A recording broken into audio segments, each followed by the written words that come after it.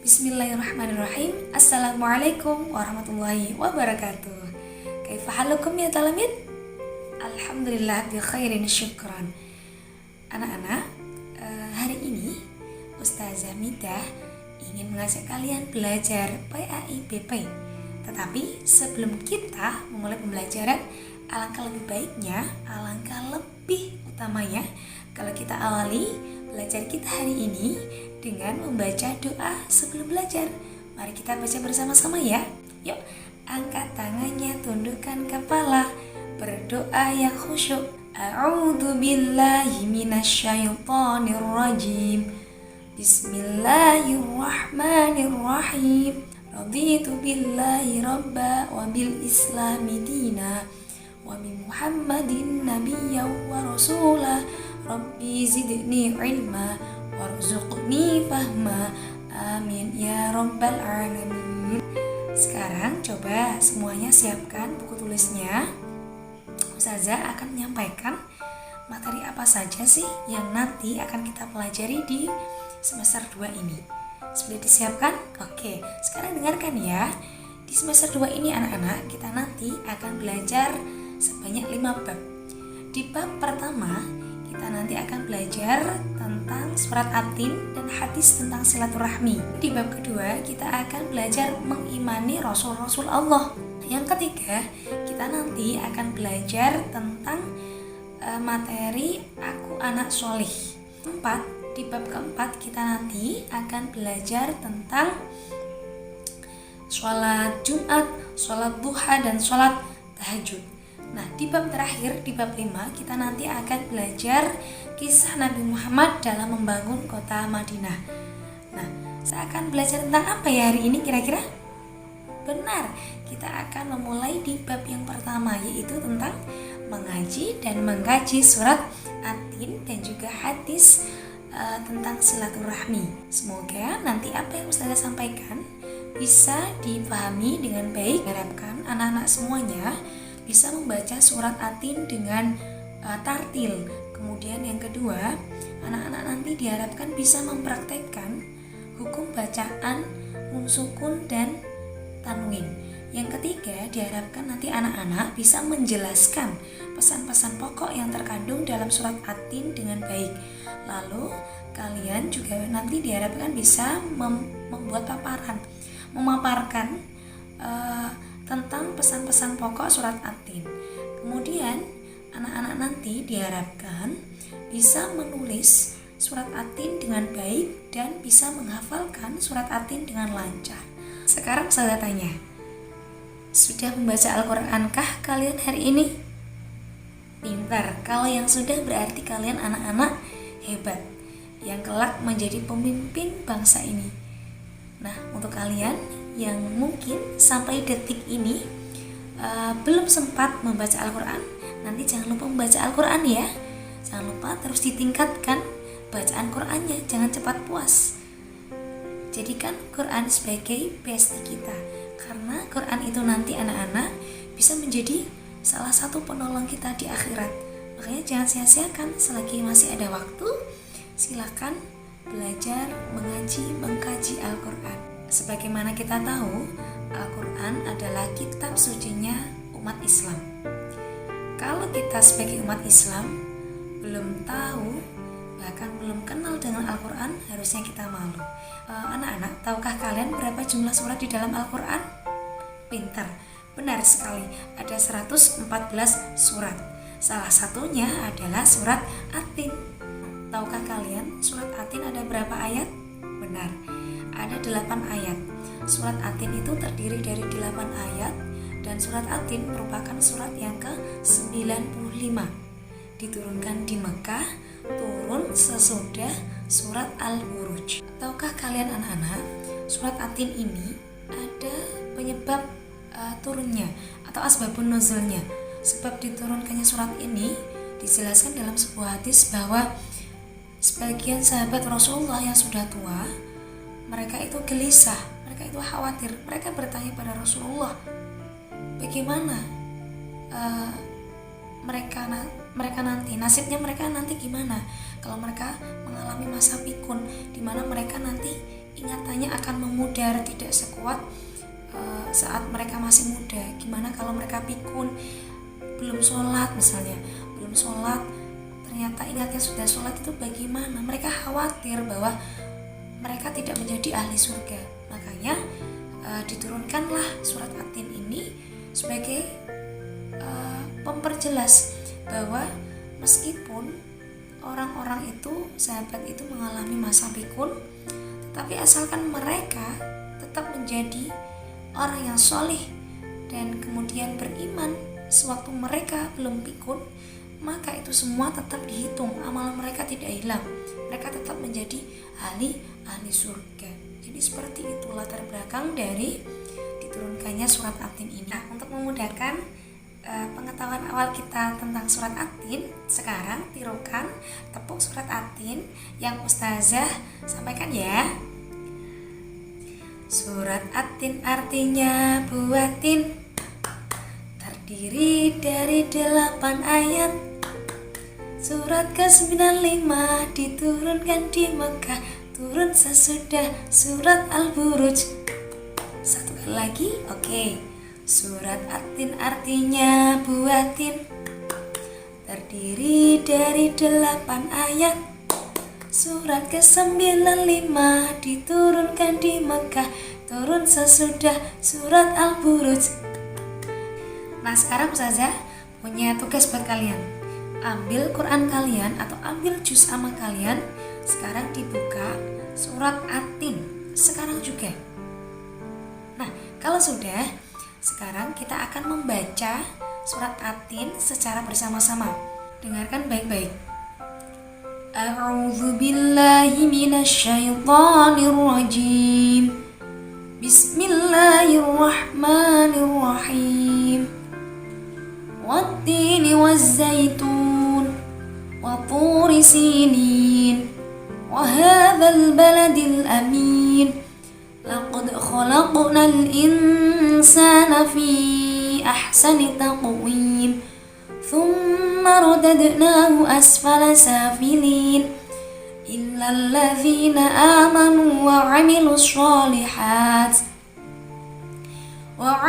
sholihati falahum ajrun ghairu mamnun.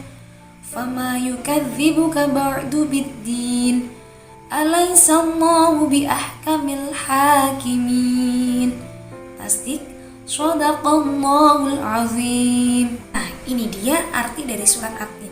Kita mulai dari ta'awudnya ya. A'udzu billahi minasyaitonir rajim. Bismillahirrahmanirrahim. Aku berlindung kepada Allah dari godaan syaitan yang terkutuk dengan menyebut nama Allah yang Maha Pengasih lagi Maha Penyayang. Wat-tini waz-zaitun. Demi buah tin dan buah zaitun. Wa turi sinin, dan demi gunung Sinai atau bukit Tursina. Wa hadzal baladil amin, dan demi negeri yang aman ini, yaitu kota Makkah. Kemudian laqad khalaqnal insana fi ahsani taqwim, sesungguhnya kami telah menciptakan manusia dalam bentuk yang sebaik-baiknya. Tsumma radadnahu asfala safilin, kemudian kami tempatkan mereka atau kami kembalikan mereka ke tempat yang serendah-rendahnya. Di manakah itu? Di neraka. Illal ladzina amanu wa 'amilus sholihati falahum ajrun ghairu mamnun. Kecuali orang-orang yang beriman dan beramal solih, bagi mereka pahala yang tiada putus-putusnya. Fama yukadzibuka ba'du biddin, maka apakah yang menyebabkan mereka mendustakan hari pembalasan? Alaisallahu biahkamil hakimin. Bukankah Allah adalah hakim yang paling adil? Setelah kita tadi membaca surat At-Tin dengan baik dan benar, coba anak-anak semuanya sekarang perhatikan anggota tubuh kalian. Silakan dilihat tubuh kalian dari kepala sampai ujung kaki. Kita bisa punya tangan yang dapat bergerak, dapat memegang sesuatu. Kemudian kita punya mata untuk melihat, kita punya hidung untuk mencium bau, kemudian kita punya mulut untuk berbicara, kita punya telinga untuk mendengar, kita punya kaki untuk berjalan. Apakah anggota tubuh kita sama dengan anggota tubuh makhluk Allah yang lain, misalnya hewan? Tentu tidak. Apalagi dengan hewan. Coba, apakah hewan memiliki akal? Tidak. Allah ternyata telah membekali kita dengan hal-hal yang tidak dimiliki oleh makhluk Allah yang lain, seperti akal, kemudian potensi, dan lain sebagainya. Coba anak-anak semuanya fokus. Saya akan coba jelaskan isi pokok surat An-Tin dari ayat 1 sampai ayat 8. Ayat 1 sampai dengan ayat 3 ini Allah bersumpah atas beberapa hal, yaitu yang pertama watin wa zaitun, demi buah tin dan buah zaitun, wa turi sinin, dan demi gunung Sinai. Kemudian yang selanjutnya di ayat ketiga wa hadzal baladil amin, dan demi negeri atau kota yang aman ini, yaitu kota Mekah. Kenapa harus buah itu? Kenapa harus kota itu? Ternyata ada makna tersendiri. Jadi buah tin dan buah zaitun itu banyak terdapat di kota Syam. Sekarang itu ada di Palestina, Yordania, dan lain-lain. Banyak tumbuh di situ. Yaitu di mana negeri itu adalah negeri banyak nabi-nabi dilahirkan di situ. Salah satunya adalah Nabi Isa. Kemudian Waturi Sinin, dan demi gunung Sinai. Gunung Sinai ini adalah tempat di mana Nabi Musa mendapatkan wahyu dari Allah untuk pertama kalinya. Kemudian wahadzal baladil amin, dan demi kota Mekah yang aman ini. Allah bersumpah atas nama kota Mekah. Kota Mekah ini adalah kota di mana Nabi Muhammad Rasulullah SAW ya dilahirkan dan juga menciarkan dakwahnya di situ. Kita lanjut ke ayat keempat. Laqad khalaqnal insana fi ahsani taqwim, sesungguhnya manusia Allah ciptakan dalam bentuk yang sebaik-baiknya. Dari segi fisik, dari segi rohani, Allah ciptakan benar-benar sempurna. Tidak ada tandingannya, tidak ada yang lebih sempurna daripada makhluk Allah yang lain. Kita tidak bisa dibandingkan dengan hewan. Kita memiliki akal, hewan tidak punya. Mungkin sama-sama memiliki otak, tetapi hewan tidak memiliki akal. Kita memiliki nafsu sama dengan hewan, tetapi makhluk Allah yang lain, malaikat, tidak memiliki nafsu. Kita dibekali dengan potensi, dengan banyak bekal, banyak kemampuan yang nantinya harusnya dengan nikmat-nikmat itu diarahkan untuk mengarah ke hal-hal yang lebih baik, ke hal-hal yang mengarah ke positif gitu. Kemudian ayat yang kelima, tsumma radadnahu asfala safilin, kemudian kami kembalikan ke tempat serendah-rendahnya. Loh, kenapa manusia bisa ditempatkan ke tempat yang serendah-rendahnya? Kita kembali lagi ke ayat 4. Manusia sudah dibekali, sudah diberi nikmat fisik dan rohani yang sempurna, tetapi mereka tidak mau bersyukur, mereka tidak mau taat kepada Allah, mereka ingkar kepada Allah. Maka Allah ganjar mereka dikembalikan Allah ke tempat yang serendah-rendahnya, yaitu di neraka. Kemudian kita lanjut anak-anak di ayat ke-6. Illal ladzina amanu wa amilus sholihat, kecuali orang-orang yang beriman dan mau melakukan kebaikan, yang mau melakukan amal soleh, falahum ajrun ghairu mamnun, bagi mereka pahala yang tidak ada putus-putusnya.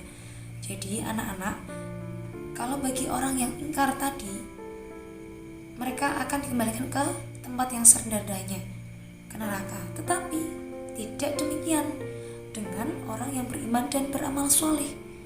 Mereka mendapatkan ganjaran yang tidak ada putus-putusnya. Mereka nanti akan mendapatkan balasan surga dari Allah. Lanjut ayat ke-7. Fama yukadzibuka ba'du biddin, maka orang-orang tadi yang tidak mensyukuri nikmat itu, mereka sesungguhnya telah mendustakan hari pembalasan. Mereka tidak ingat, mereka tidak menyadari bahwa apapun yang dilakukan di dunia ini, keburukan apapun, kebaikan apapun, pasti ada balasannya. Mereka tidak ingat nanti di akhirat mereka akan mendapatkan balasan. Nah, orang-orang yang ingkar tadi, mereka itu tidak mengiyakan bahwa nanti ada hari kiamat, nanti ada akhirat dan lain sebagainya. Lanjut di ayat ke-8. Alaihissallahu bi'ahkamil hakimin. Bukankah Allah itu adalah hakim yang paling adil? Maka di sebuah hadis dijelaskan bahwa ketika ada bacaan surat Alaihissallahu bi'ahkamil hakimin, kita menjawabnya bala wa ana ala dzalika minasyahidin. Ya benar, engkau memang hakim yang paling adil. Ya, kita harus akui, hakim dimanapun, di negeri manapun, tidak ada yang bisa menandingi keadilan Allah Subhanahu wa Ta'ala nanti di akhirat. Kita nanti akan diadili sesuai dengan amal kita. Kalau timbangan kita baik, maka kita akan mendapatkan surga. Kalau timbangan kita buruk, maka kita nanti akan mendapatkan neraka. Sehingga dapat kita simpulkan bahwa isi pokok dari surat At-Tin ini adalah satu, manusia diciptakan dalam bentuk yang sebaik-baiknya. Oleh karena itu, manusia harusnya bersyukur atas nikmat-nikmat itu dengan menjadi orang yang beriman dan beramal soleh. Kemudian yang kedua, Allah nanti akan menempatkan orang-orang yang ingkar, orang-orang yang tidak mau beriman dan beramal soleh ke tempat yang serendah-rendahnya, yaitu neraka. Ini berbeda perlakuan Allah kepada orang-orang yang beriman dan beramal soleh. Mereka yang beriman dan beramal soleh akan mendapatkan pahala yang tidak ada putus-putusnya. Kemudian kita belajar bahwa kita harus meyakini bahwa nanti akan ada hari pembalasan. Kita harus mengimani itu dengan cara kita menjadi orang yang beriman dan beramal soleh dan suka beramal soleh gitu ya. Kemudian kita harus pahami juga bahwa ada hakim yang paling adil, yaitu Allah Subhanahu wa Ta'ala. Yang terakhir, hal yang pokok menjadi kemuliaan dari setiap muslim adalah keimanan dan amal baiknya. Setelah belajar membaca dan memahami isi pokok kandungan surat At-Tin, sekarang Ustazah ingin memberikan tugas kepada kalian. Ada 2 tugas. Yang pertama, silakan kalian membaca surat At-Tin dari ayat 1 sampai dengan ayat 8, membaca ya. Boleh dalam bentuk video, divideokan, atau dalam bentuk audio, artinya rekaman suara. Silakan dibaca surat At-Tin dengan baik, dengan memperhatikan tajwidnya, dengan tartil ya. Kemudian tugas yang kedua, coba catat kembali isi pokok kandungan dari surat At-Tin sebagaimana yang sudah Ustazah sampaikan. Silakan dicatat kembali isi pokok surat At-Tin yang sudah Ustazah sampaikan tadi di buku tugas PABP. Nah, setelah mempelajari materi tentang surat At-Tin ini anak-anak, kita harusnya menjadi orang-orang yang lebih bersyukur. Bersyukurnya dengan cara menjadi orang-orang yang senantiasa memiliki iman dan senantiasa melaksanakan amal soleh, amal kebaikan dalam kehidupan kita sehari-hari. Karena Allah sudah sangat baik hati memberikan kita nikmat berupa kesempurnaan secara jasmani dan rohani kepada kita. Coba mulai sekarang jadilah anak-anak yang soleh dan solihah dengan menguatkan iman dan selalu melakukan kebaikan. Cukup sampai di sini yang bisa saya sampaikan. Jangan lupa tugasnya dikerjakan ya. Rekamannya berupa audio atau videonya dikirimkan ke kontaknya Ustazah. Dan juga nanti tugas yang kedua, menulis isi pokok surat At-Tin sebagaimana yang saya jelaskan tadi di buku tugas PABP yang nanti Ustazah cek ketika kita sudah bertemu secara langsung. Semoga apa yang Ustazah sampaikan bisa bermanfaat. Jika ada kekurangan, kesalahan dalam tutur kata perilaku Ustazah mohon maaf. Wassalamualaikum warahmatullahi wabarakatuh.